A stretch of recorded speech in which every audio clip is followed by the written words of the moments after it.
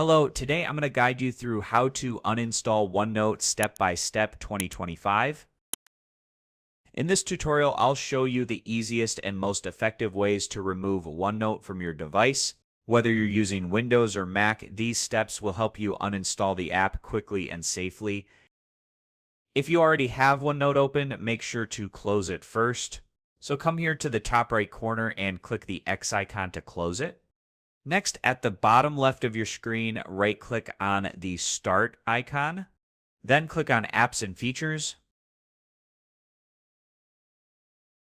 Wait a few seconds for the settings window to open.